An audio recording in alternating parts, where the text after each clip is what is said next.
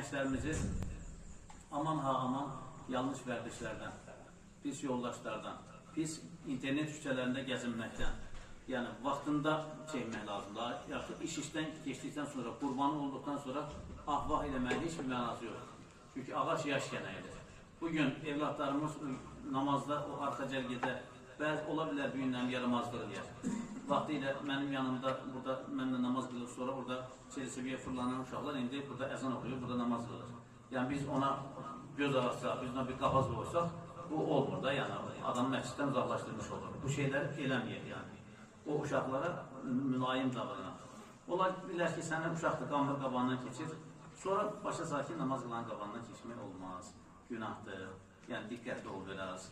Yəni bunu mülayim şəkildə, kobud şəkildə Resulullahın sünnəsində kobudluq yoxdur yəni. Nəcib olacaq, müsəlman kibar olacaq, nəcib olacaq. Nəsiyyət eləyərkən, qaş düzəltərkən gözü vurub çıxartmayacaq yəni. Edamlıq bir gənci edam səhvasından qaldırmışlar. Bilirsiniz, bütün edamlıq insanlara, bütün məhkumlara son sözləri soruşulur. Ona da soruşmuşlar, son sözün var mı? Səbəbini deyir, bilmək istəyirsin, nəyə görə belirlərim deyir. Vaxtı ilə mən deyir, qonşunun deyir, toyuq yalağından bir yumurta uğurlamışdım. Anam məni tənbih eləmək əvəzinə afərin dedi.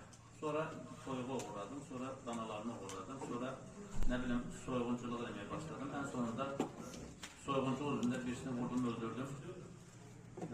Ən sonunda gördüyünüz kimi edam səhvasındayım.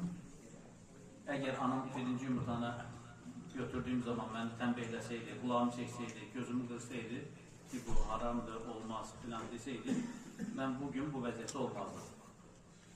Orada videorolikdə, orada savcı hər halda bizim bizdə müstəntiqdir. Müstəntiqə bir cinayət ihbar eləmək istəyirəm, cinayət haqqında məlumat vermək istəyirəm. Mən deyir, şikayətçiyəm. Bu cinayətkarı görüb səs çıxarmayan ana, səs çıxarmayan cəmiyyət, səs çıxarmayan müəllim, yəni bu cinayətkarın bu vəziyyətə gəlməsindəki onların əməyi var yəni.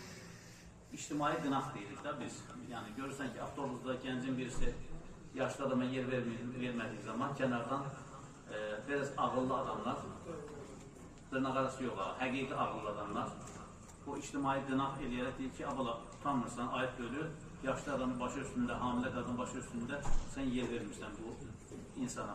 Qalx, yer ver. Deyə ictimai qınaqla onu tərbiyələndirirlər. Yəni, onu yerinə yetirmədiyimiz zaman qonşu da şikayətçi olur, şikayətlənmiş olur, imam da şikayətlənmiş olur.